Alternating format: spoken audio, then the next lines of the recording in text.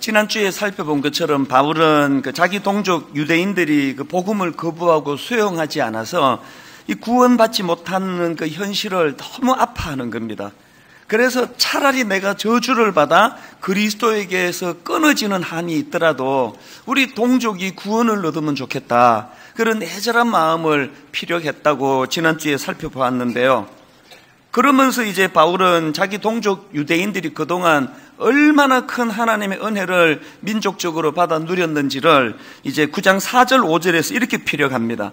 그들은 이스라엘 사람이라 그들에게는 양자됨과 영광과 언약들과 율법을 세우신 것과 예배와 약속들이 있고 조상들도 그들의 것이요 육신으로 하면 그리스도가 그들에게서 나셨으니 그는 만물 위에 계셔서 세세의 찬양을 받으실 하나님이시니라. 이 엄청난 영적인 특혜를 받아 누렸음에도 불구하고 무지에서 하나님을 거절하고 그 복음과 십자가를 배척하는 이 현실에 대해서 억장이 무너지는 그런 상황인데요.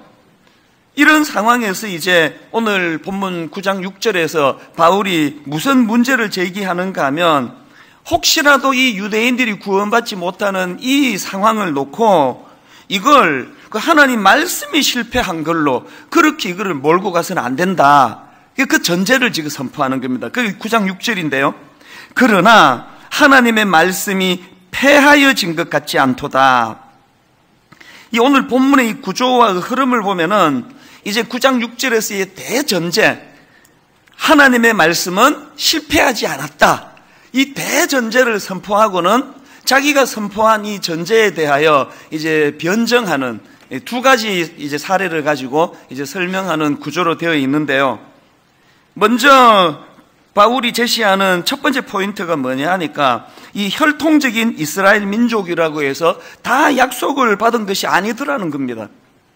9장 6절 뒷부분에 그 내용이 나오는데 다시 보십시오. 그러나 하나님의 말씀이 패하여진 것 같지 않도다. 이스라엘에게서 난 그들이 다 이스라엘이 아니요. 여기 나오는 이스라엘에게서 난 그들이 다 이스라엘이 아니요라는 이 말씀은 이게 무슨 말씀인가 하면은요, 지금 자기 동족들 대부분이 복음을 받아들이지 않는 그 현실을 괴로워하고 고통하면서 바울이 바로 그 문제를 가지고 이스라엘 역사를 살펴봤더니, 혈통적으로 이스라엘 민족이라고 해서 그 기계적으로 다 약속을 받는 게 아니더라는 걸 깨닫게 됐다는 거예요. 그러면서 두 가지 사례를 드는데, 하나는 아브라함의 두 아들 이삭과 이스마엘의 사례입니다. 아브라함에게 두 아들이 있는데, 하나들은 하갈을 통해 낳은 이스마엘이고 또 하나는 누구죠? 사라를 통해서 낳은 이삭이 있는데요. 그런데 9장 7절 8절을 보십시오. 또한 아브라함의 씨가 다 그의 자녀가 아니라 오직 이삭으로부터 난 자라야 내 씨라 불리리라 하셨으니, 자, 그 다음 8절을 보세요. 곧 육신의 자녀가 하나님의 자녀가 아니요 오직 약속의 자녀가 씨로 여기심을 받느니라. 바울이 뭘 주장하는가 하니까, 하나님은 육신의 자녀인 이스마엘이 아닌 약속의 자녀인 이삭을 통해 이스라엘 민족을 이루어 가시더라, 그 이야기예요. 그리고 사례 하나를 더 드는데 에서와 야곱입니다. 이삭에게 에서와 야곱 두 아들이 있는데요. 하나님은 에서가 아닌 야곱의 후손을 통해 이스라엘 민족을 이루어 가시더라. 이런 것들을 통해서 바울이 깨닫게 된 게 뭐냐 하니까, 단순히 이스라엘 민족이라는 혈통만으로 무조건 하나님의 택한 백성이 되는 게 아니더라는 거예요. 이런 거죠. 제가 몇 주 전에 저희 신혼 때는 그 예수 믿는 친구들끼리 농담으로 했던 이야기 말씀드렸잖아요. 아이고, 전도도 못하는데 애나 많이 낳자. 이 옳은 얘기가 아니라는 거예요. 목사 아들이라고 그 아들이 자동적으로 믿음 좋은 믿음의 자녀가 되는 게 아니고, 장로 딸이라고 해가지고 그게 그 딸로 하여금 저절로 믿음의 사람이 되게 하는 게 아니더라는 그 얘기예요. 그런가 하면은 바울이 주장하는 포인트가 하나 더 있는데요. 그 구원의 문제는 전적인 하나님의 주권, 다시 말해서 하나님의 자유로운 의지와 뜻에 의해 결정이 되더라, 그 그 이야기를 본문에서 합니다. 자, 10절부터 한번 보십시오. 그뿐 아니라 또한 리브가가 우리 조상 이삭 한 사람으로 말미암아 임신하였는데 그 자식들이 아직 나지도 아니하고 무슨 선이나 악을 행하지 아니한 때에 택하심을 따라되는 하나님의 뜻이 행위로 말미암지 않고 오직 부르시는 이로 말미암아 서게 하려 하사 리브가에게 이르시되 큰 자가 어린 자를 섬기리라 하셨나니. 그리고 문제의 13절이 등장하는 겁니다. 기록된 바 내가 야곱은 사랑하고 에서는 미워하였다 하신 것 같으니라. 이 한 구절 때문에 얼마나 많은 지난 2000년 기독교 역사 가운데 그 혼란과 갈등과 번뇌와 심지어는 이것 때문에 하나님을 떠나는 이런 일들이 얼마나 많이 있었겠습니까? 이게 우리 상식으로는 이해가 안 되는 말씀이라는 거예요. 지금 하나님이 야곱은 사랑하고 에서는 미워하는데 문제가 뭐냐? 11절에 보니까 그 자식들이 아직 나지도 아니하고 무슨 선이나 악을 행하지 아니한 때에, 이 우리 상식으로는 이해가 안 되는 이야기. 우리도 다 뭐 자식 키우고 아버지고 어머니고 그래서 그 아버지 하나님의 마음을 대부분 이해할 것 같은데 우리는 어떻습니까? 뭐 10손가락 깨물어 안 아픈 손가락이 없는 건 사실이에요. 저도 새 아이를 키우지만 새 아이가 다 뭐 힘든 일을 만나고 울고 들어오면 다 마음이 아파요. 그러나요, 새 아이가 똑같이 이쁜 건 아니에요. 10손가락 깨물어 안 아픈 손가락 없지만 들쭉날쭉 좀 더 이쁜 손가락, 덜 이쁜 손가락은 있잖아요. 그거 어떻게 결정하느냐? 간단하더라고. 내가 아버지가 돼 보니까 나한테 잘해주는 자녀는 마음이 가고 시큰둥하는 놈은 별로 마음이 안 가고, 그래서 사랑하고 미워하고까지는 아니라도 더 사랑하고 덜 사랑하고는 있더라고요. 아버지가 돼 보니까. 저만 그런 건가요? 절대는 내색하지 않지만 무덤에 갈 때까지 내가 발설 안 할 거지만 마음으로는 있어요. 그리고 그 기준은 딱 하나예요. 효도하고 아버지 마음 잘 헤아리고 또 표현 잘하고 그런 애한테는 마음이 가는 그 기준으로 우리가 누구는 어느 아들은 더 사랑하고 어느 아들은 좀 덜 사랑하고가 되는데, 하나님의 기준은 그런 게 아니고 그 자식이 아직 나지도 아니하고 무슨 선이나 악을 행하지도 아니한 때에 야곱은 사랑하기로 결정하셨고 에서는 미워하기로 결정했을 때, 이제 미워한다는 이 표현도 다음 주일 좀 더 이제 자세한 설명을 드리겠지만, 이 우리 머리로는 이게 납득이 안 가는 거예요. 그래서 제가 오늘 이제 이런 그 인간적인 논리나 변정으로 설명은 다음 주에 좀 자세히 드리기로 하고요. 이제 오늘은 이제 이 본문에서 발견되는 바울의 두 가지 확신, 그 바울이 바울 될 수 있었던 것, 바울이 그 위기 속에, 그 두려움 속에, 그 절망 속에 그 믿음이 작동될 수 있었던 두 가지 바울이 가졌던 확신, 이걸 오늘 좀 이제 선포하려고 합니다. 첫째로 바울이 가졌던 확신 중에 첫째가 뭐냐 하니까요, 그는 하나님 주권에 대한 무조건적인 인정이 있었다는 거예요. 다시 말씀드리지만 13절에 있는 기록된 바 내가 야곱은 사랑하고 에서는 미워하였다 하신 것 같으니라, 이건요 우리 상식이나 머리로 이거를 납득하고 이해하는 건 불가능한 일이에요. 그래서 바울은 9장 21절에서 직설적으로 이렇게 선포합니다. 토기장이가 진흙 한 덩이로 하나는 귀히 쓸 그릇을 하나는 천히 쓸 그릇을 만들 권한이 없느냐? 네가 꼭 그 납득이 돼야 돼? 하나님은 네가 다 이해하는 그 일만 해야 돼? 바로 그 이야기거든요. 사실 제가 로마서 9장 설교를 준비하면서 몇 주 전서부터 마음에 굉장히 부담이 있었습니다. 이 난해한 구절이거든요.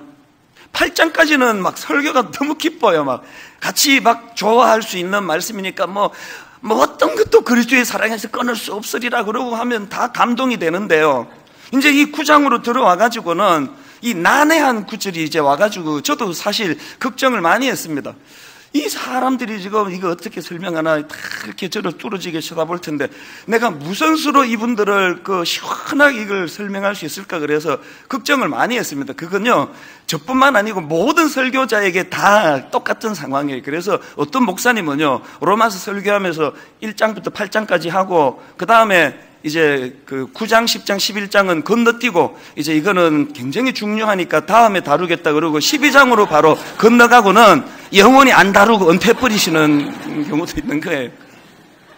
그래서 제가 이 9장을 어떻게 설교해야 되느냐 많은 생각이 좀 고민이 많아 이런 책도 보고 저런 책도 보고 논문도 보고 그러면서 이제 뒤지는 가운데 그 중에 한 책이 존 파이프 목사님이 쓴 복음과 하나님의 주권이라는 책이에요. 바로 이 로마서 9장을 가지고 이제 풀이한 책인데요. 제가 그 책을 통해서 하나님께 이런 저의 태도를 회개했습니다. 왜 그러냐 하니까요. 존 파이프 목사님은 로마서 9장 설교가 부담스럽지 않은 그 정도가 아니고요. 이분은 로마서 9장을 통해서 자기 인생이 바뀌었다는 거예요. 이분은 로마서 9장 때문에 자신의 정신세계가 뒤집어지는 역사를 경험했다는 겁니다. 그 책 서두부터 이제 이렇게 시작을 하는데 제가 왜 하나님께 반성하고 회개했겠습니까? 이 목사님의 논리를 쭉 제가 따라가다가 보니까요, 접근이 저하고 다른 거예요. 그래서 그 책에 눈에 띄는 문장 하나가 있는데 사고체계의 대반전. 이분은 로마서 9장을 통해서 자기 사고체계의 대반전이 일어났다는 겁니다. 이게 무슨 말인가 보니까요, 이 목사님도 로마서 9장을 읽기 전까지는 자기가 가진 사고체계는 철저한 인간 중심의 생각, 인간 중심의 사고였다는 거예요. 그 책에 이런 내용이 있더라고요. 하나님의 주권이란 제가, 인간인 자기가 그분께 허용한 부분에서만 그분이 모든 일을 하신다는 의미에 불과했습니다. 아마 우리 대부분의 생각일 거예요. 내가 사실은 하나님을 믿는다, 하나님의 주권을 인정해 드린다 하지만 그거는 내가 허락하는 그 범위 안에, 오늘 같은 이런 구절을 만나면 벌써 이제 이게 마음에 부담이 되는 거예요. 벌써 주권을 허락 안 한 결과 아닙니까? 그 책에 또 이런 내용도 있습니다. 나를 둘러싼 인간 중심적 체계가 무너진다고 느껴지면 분노가 치밀어 오르는 법입니다. 무슨 뜻인지 아시겠죠? 인간 중심의 생각과 사고로 성경을 읽고 말씀을 보니까 이해되는 건 하나님 이 정도 하셔야지 그러는데, 방금처럼 아무 이유도 없이 야곱은 사랑하고 에서는 미워했다, 나기 전부터 그렇게 결정이 됐다, 이런 대목까지도 하나님의 주권을 인정해 드리라 그러면 내가 가지고 있는 인간 중심의 체계가 무너지니까 화가 나는 거예요. 이런 갈등을 이 목사님이 거치면서, 그래서 이제 이 존 파이프 목사님이 로마서 9장을 통해 자기가 가졌던 사고 체계가 완전히 바뀌게 되는데, 인생이 바뀌게 되는데요. 그 과정을 기록한 내용을 몇 군데 제가 읽어드리겠습니다. 한번 들어보십시오. 매일 로마서 9장을 공부하던 중 하나님이 얼마나 장엄하고 자유롭고 궁극적인 주권자이신지를 깨닫기 시작하면서 제 연구는 경배로 바뀌었고 사실상 하나님이 이렇게 말씀하시는 듯 느껴졌습니다. 나는 단순한 분석의 대상이 아니라 흠모의 대상이다. 나는 단지 음미할 대상이 아니라 선포할 대상이다. 내 주권은 그저 조사의 대상이 아니라 널리 전파할 대상이다. 무슨 뜻인지 아시겠죠?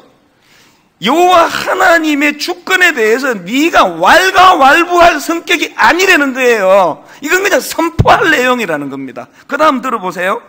그것은 논쟁의 채로 걸러줘야 할 덩어리가 아니라 죄인들을 위한 복음이다.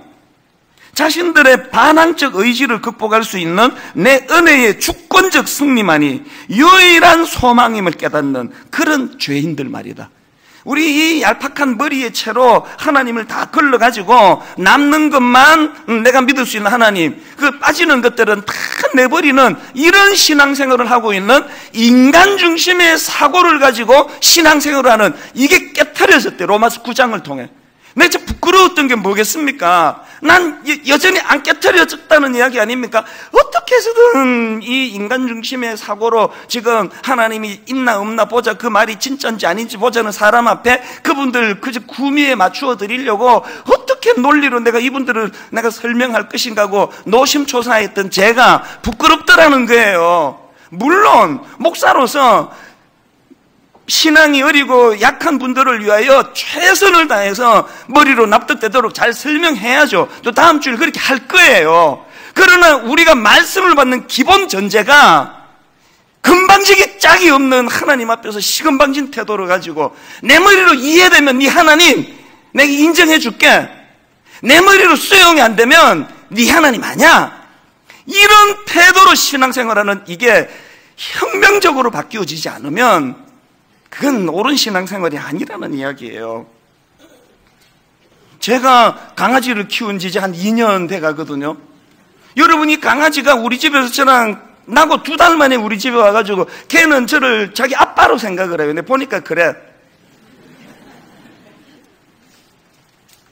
2년을 같이 동고동락했지만 죽었다 깨어나도 그 강아지가 자기 강아지로서의 사고체계를 버리지 않고는요, 지가 아버지로 생각하는 제가 하는 일에 대하여 절대로 이해할 수 없습니다.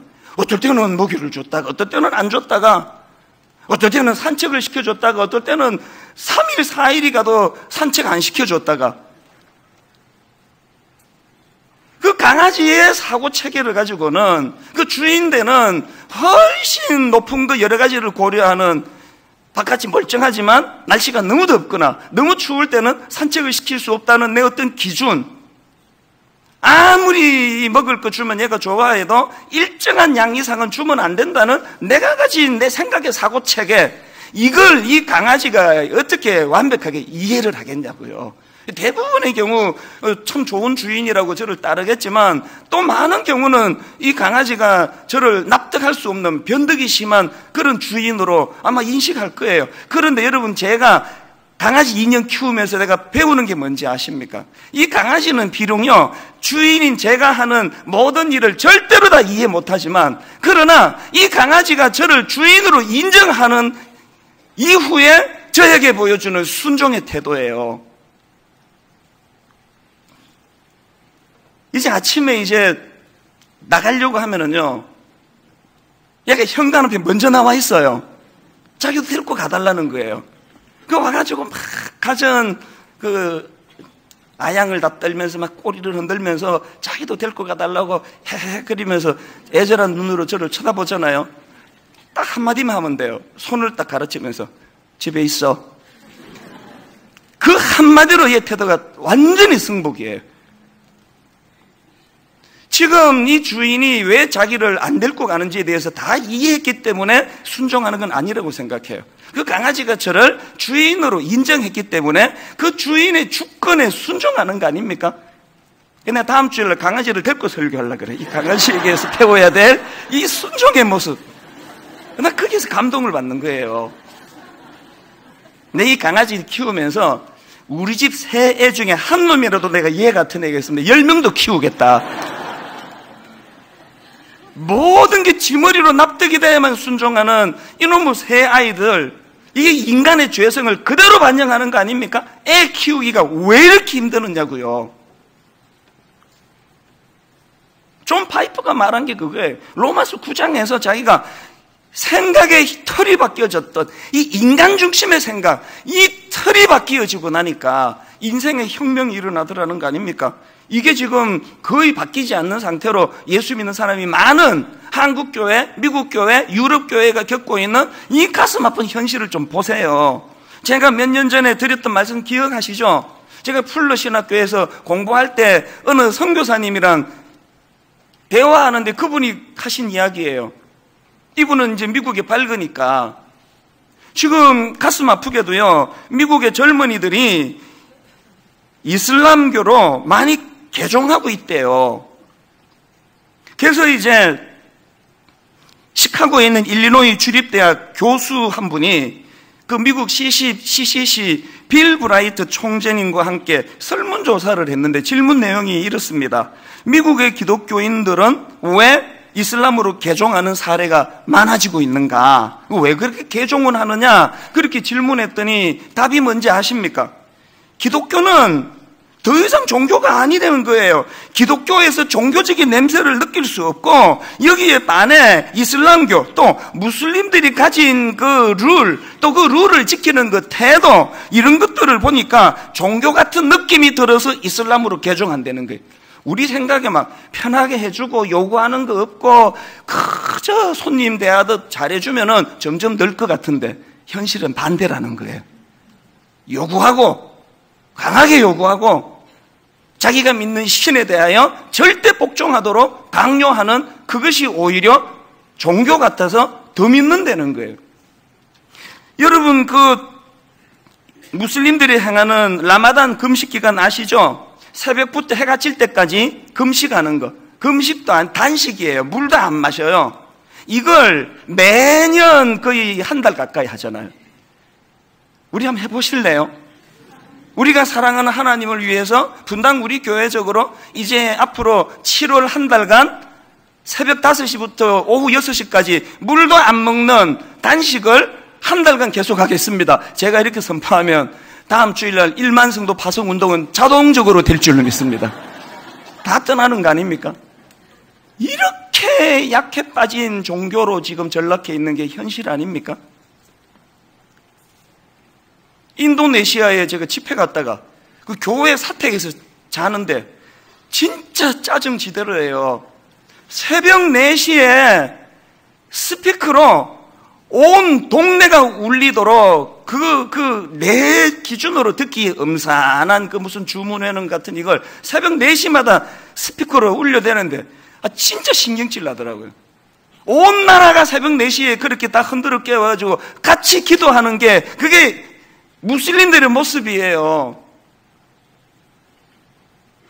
오늘 우리가 로마서 9장을 가지고 이 철저한 인간 중심의 이 사고체계가 바뀌어지지 않고, 교회는 그저 고객, 손님들을 대접하듯이 오냐 이렇게 대우하고 어떤 요구도 하지 않고, 우리 교회가 헌금 주머니 안 돌리는 게 그렇게 감동이래요.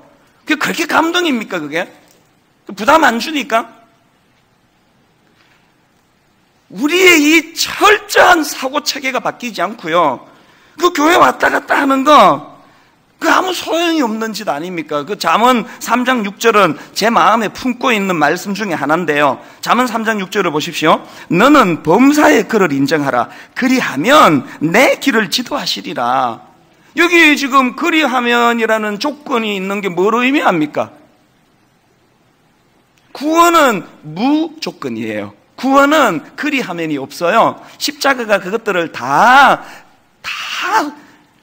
흡수했기 때문에. 그래서 여기 계시는 모든 분이 구원을 받는 데는 누구에게도 차이가 없이 다 주어진 거예요. 그러나요, 여러분, 우리가 하나님의 자녀로서 이 땅에서 얼마나 섬세한 하나님의 인도하심을 누리고 사느냐는 천차만별이에요. 너무너무 섬세한 하나님의 인도하심을 누리고 사는 분이 계시는가 하면 일주일 내내 흑암을 헤매다가 하나님의 느낌도 못 느끼다가 교회 오는 분도 계실 텐데요. 그 왜 그러냐? 여기에 보니까 하나님의 지도, 하나님의 인도하심을 받기 위해서는 그러므로라는 조건이 있다는, 그게 뭐냐? 범사의 그를 인정하라는 거예요. 존 파이프 목사님처럼 로마서 9장을 통하여 내가 이해되든 이해되지 않든 하나님의 하나님 되심, 하나님의 주권을 내가 인정하고 선포해 드릴 때, 그런 자들이 누리는 하나님의 지도와 인도하심은 놀랍다는 걸 우리는 주변 사람을 통해 많이 보고 있는 거 아닙니까? 대표적인 케이스가 저희 어머니 아닙니까? 하나님의 지도도 못 받을 거, 뭐하러 피곤하게 이 주차도 안 되고 더워 죽겠는데 매주 이렇게 나오시는지, 그런 지도도 못 받으면서 매주 나오시는 분들도 대단하긴 대단해요. 정말 그런 면에서는 또 너무 존경이 되기는 해요.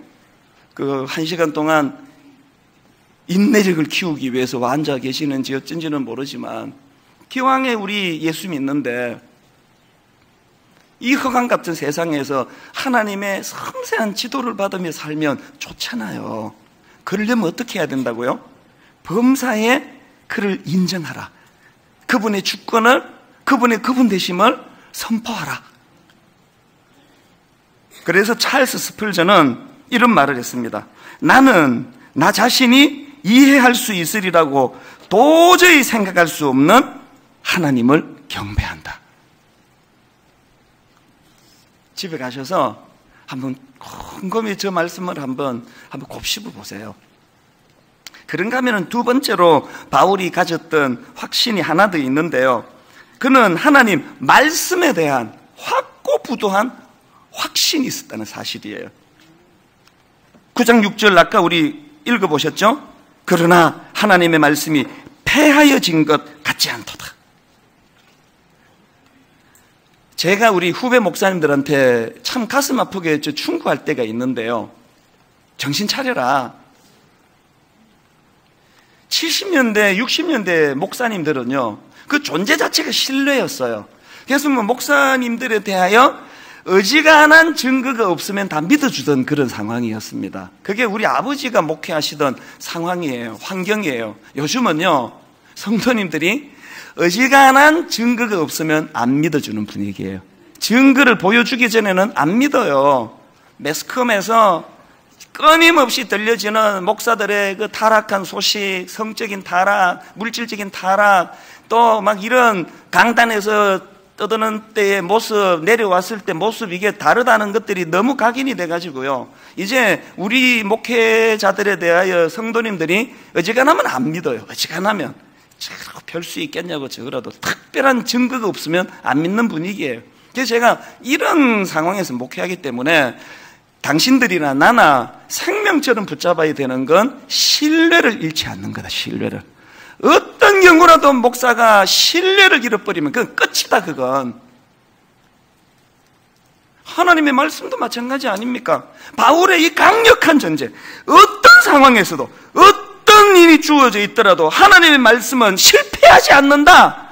그 전제가 바울에게 있었기 때문에 그 시각을 가지고 이스라엘 역사를 다시 봤더니 내가 미처 깨닫지 못한 이런 게 있었구나. 못 깨달은 건 나지 성경이 잘못된 게 아니구나. 이 전제가 중요하다는 거예요. 여러분 이사야 40장 8절 말씀을 믿습니까? 풀은 마르고 꽃은 시드나 우리 하나님의 말씀은 영원히 서리라. 이 말씀을 여러분 믿습니까? 민수기 23장 19절 하나님은 사람이 아니시니, 이 전제를 보세요. 하나님은 사람이 아니시니 거짓말을 하지 않으시고, 그 다음 인생이 아니시니 후회가 없으시도다.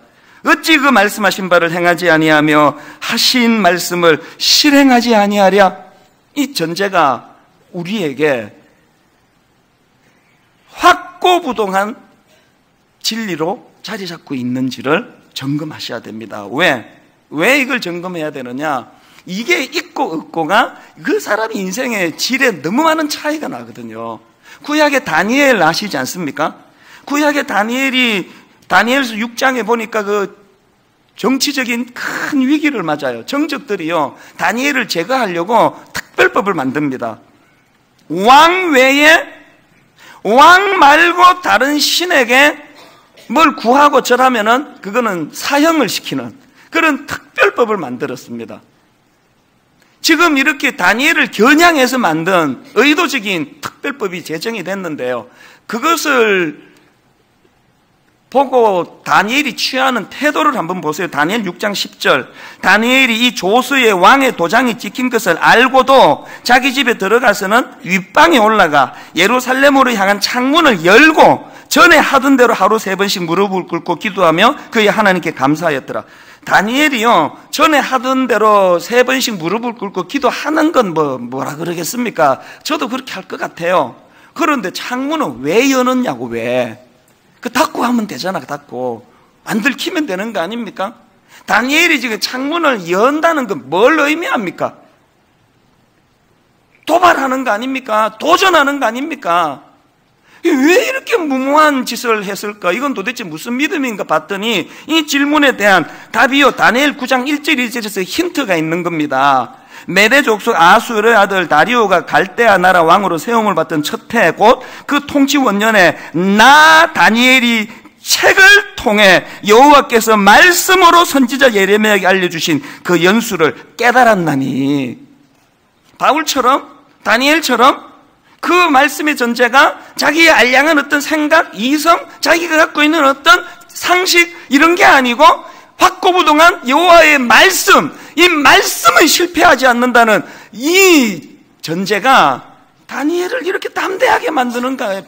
멋있잖아요. 비굴하지 않으니까.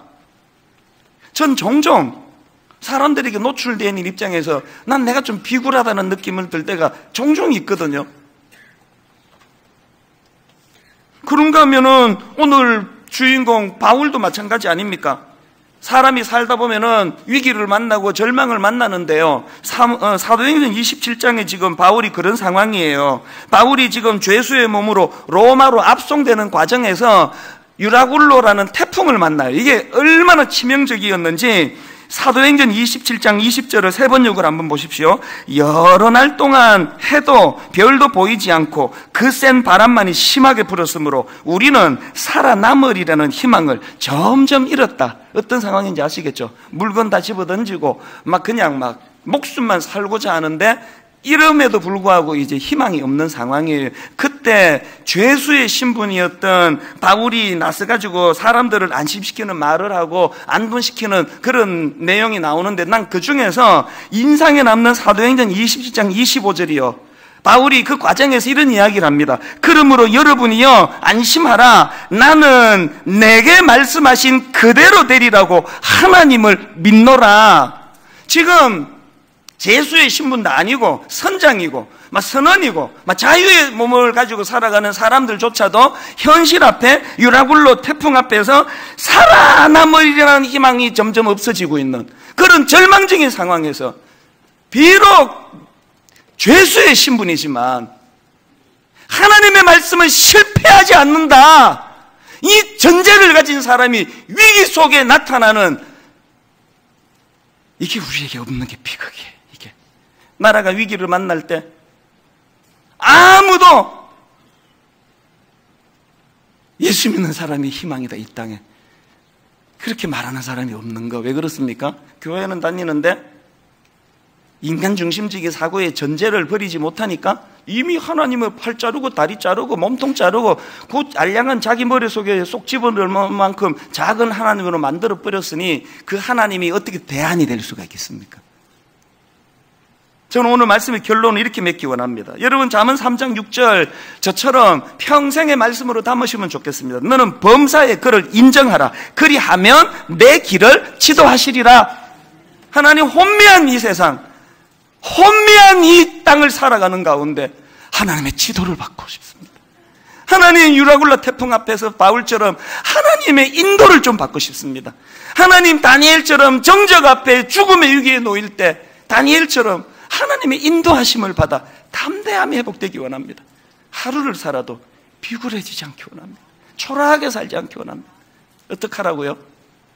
내 인간의 알량한 사고체계를 내려놓고 범접할 수 없는, 그래서 여러분, 신앙은요, 나는 진흙덩이에 불과하고 그분은 토기장이시라는 걸 인정하는 거기서, 나는 한 줌의 먼지에 불과하고 그분은 우주를 창조하신 창조주시라는 이 놀라운 사실을 인정하고 선포하는 것에서부터 신앙이 출발되는 줄 믿으시기 바랍니다.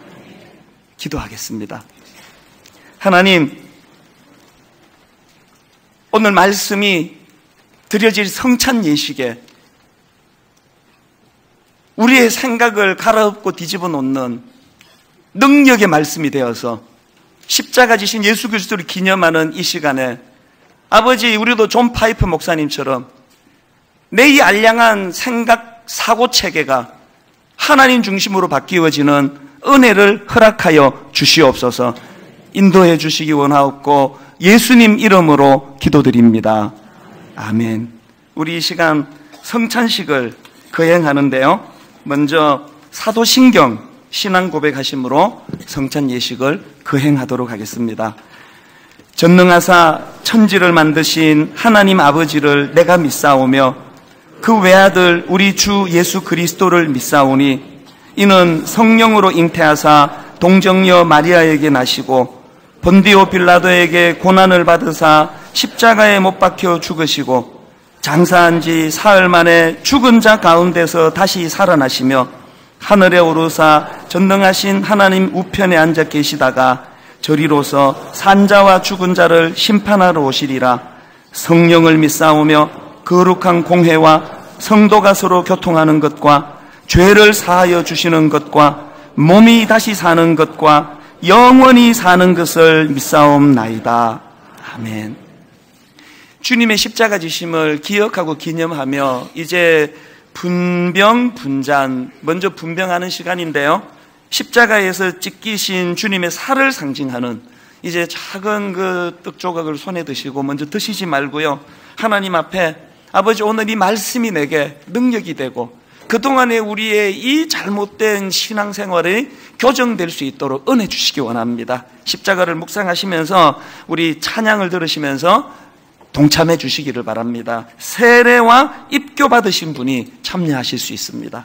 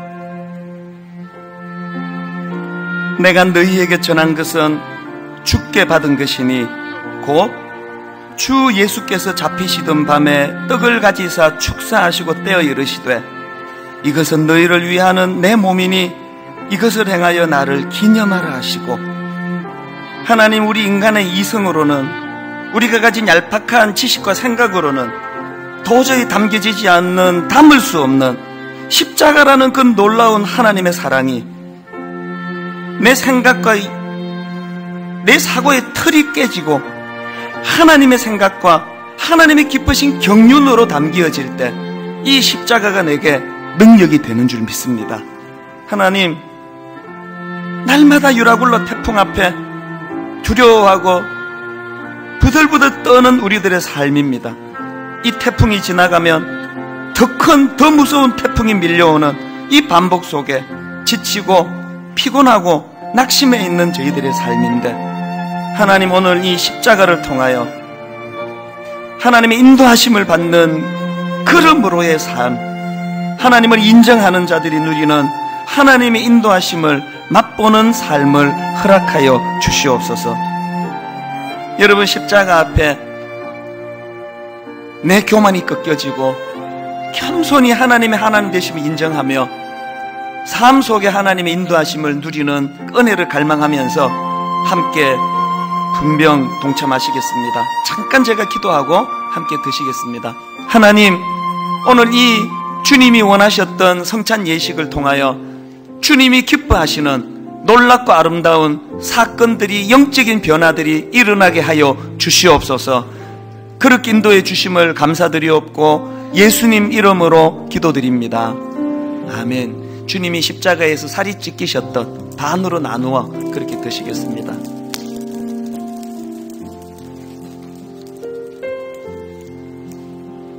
식후에 또한 그와 같이 잔을 가지시고 이르시되 이 잔은 내 피로 세운 새 언약이니 이것을 행하여 마실 때마다 나를 기념하라 하셨으니 너희가 이 떡을 먹으며 이 잔을 마실 때마다 주의 죽으심을 그가 오실 때까지 전하는 것이니라. 우리 찬송가 144장 예수 나를 위하여 십자가를 질 때, 우리 같이 찬양하실 때 가사 하나하나가 내 신앙의 고백으로 승화할 수 있도록 마음으로 찬양하기 원합니다. 예수 나를 위하여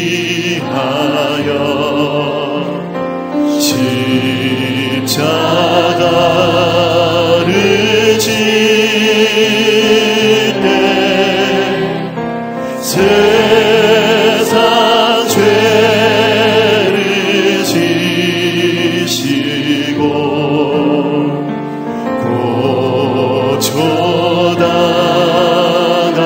우리 다시 한번 마음으로 이렇게 고백합니다. 예수 나를 위하여 예수 나를 위하여 십자가를 질 때 십자가를 질 때 세상 죄를 지시고 세상 죄를 지시고 고쳐 당하셨네.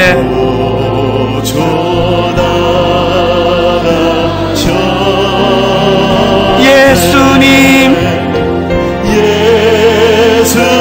예수님, 나의 죄 위하여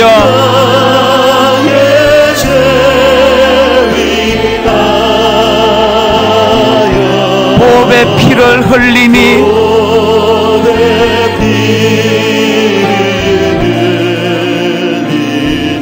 죄인 받으소서.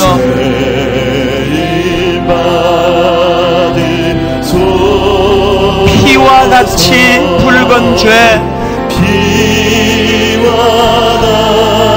같이 붉은 죄 없는 이가 없네. 없는 이가 없네. 십자가의 공로로 십자가의 공로로 눈과 같이 되네. 십자가 지신 주님, 우리 이렇게 소리쳐 부릅니다. 예수님, 예수님, 나의 죄 위하여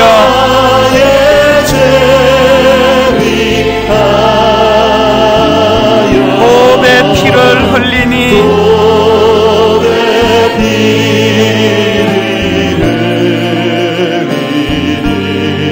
죄인 받으소서.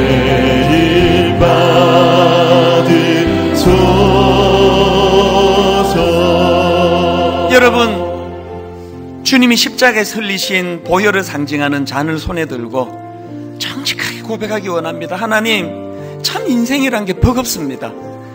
유라굴라 태풍 같은 것들이 늘 엄습하는데 이 태풍이 물러가나 하면 저 태풍이 찾아오고 저 문제가 해결되나 하면 상상하지 못했던 또 다른 것들이 엄습하는 현실입니다. 하나님, 그 선원들처럼 그 선장처럼 이제 살 소망이 없다, 이렇게 낙심하고 암담한 세상을 사는 저희들이 아버지 하나님, 복음의 능력, 말씀의 능력, 하나님의 지도를 받는 자들이 누리는 복, 너는 범사에 그를 인정하라. 그리하면 내 길을 지도하시리라. 이 하나님의 지도하심이 필요합니다. 오늘 하나님이 십자가를 앞에 놓고 내 교만이 꺾여지고 내 알량한 생각이 꺾여지고 하나님을 온전히 인정하고 선포하며 하나님의 하나님 되심을, 내가 하나님의 주권을 인정할 때 하나님 앞에 어떤 아름다운 지도를 받는지 내 가정이, 내 자녀들이, 내 삶이 이것을 맛보아할 수 있기를 원합니다. 우리 시간 통성으로 기도할 때 성령님 그 은혜를 허락하여 주시옵소서. 우리 같이 기도하시겠습니다. 살아계신 하나님 아버지, 하나님의 그 은혜를 이 시간 구합니다. 하나님, 혼미한 이 세상 어느 길로 가야 할지 알 수 없는 아버지 혼란스러운 이 상황, 아버지 하나님의 지도가 필요한데, 하나님의 인도하심이 필요한데, 하나님이 이끌어주시는 그 길을 바라보며 그렇게 뚜벅뚜벅 걸어가야 되는데, 하나님 왜 이렇게 혼미하고 왜 이렇게 혼란스러운가? 아버지 하나님, 너는 범사의 하나님을 인정하라. 너는 범사의 그분의 존재를 인정하라. 너는 범사의 그분의 주권을 인정하라. 그리하면 내 길을 지도하시리라. 하나님 아버지, 그 하나님과 밀접한 섬세한 그 하나님의 인도하심을 받아 누리며 그렇게 달려갈 수 있는 저희들이 되도록 함께하여 주시옵소서. 아버지, 모든 일을 주님을 의지하며 나아갈 수 있는 믿음을 허락하여 주시옵소서.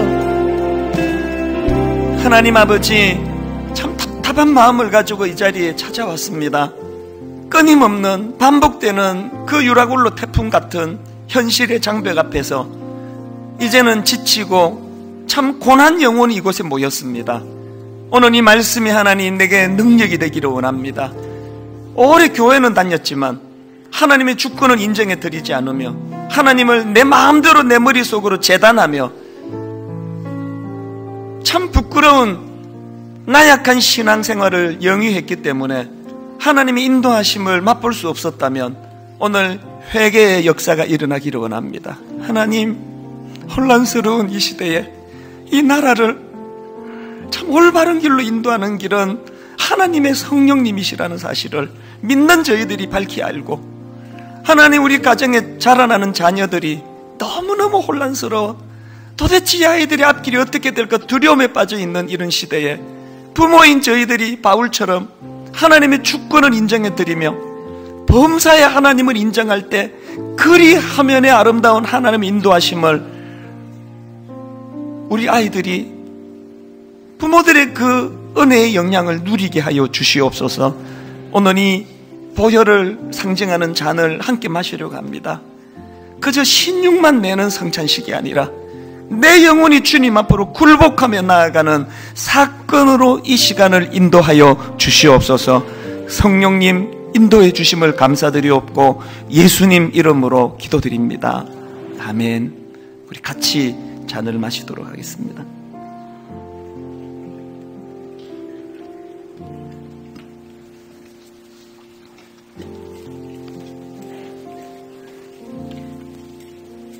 이제 잔은 오른편으로 좀 전달해 주시고요. 우리 다 자리에서 일어나셔서 찬송가 461장 하나님 앞에 진지하게 질문하고 진지하게 답을 얻는 그런 찬양 되기 원합니다. 십자가를 질 수 있나? 십자가를 질 수 있나? 주가 물어보실 때 죽기까지 따르오리. 성도 대답하였다. 여러분 이렇게 고백하실 수 있습니까? 우리의 심령 주의 것이니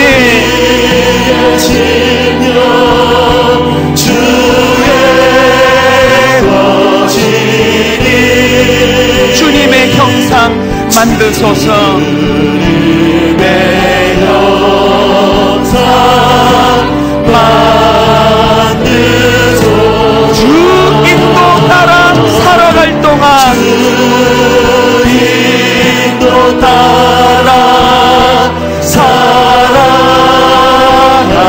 동안 사랑과 충성 사랑과 충성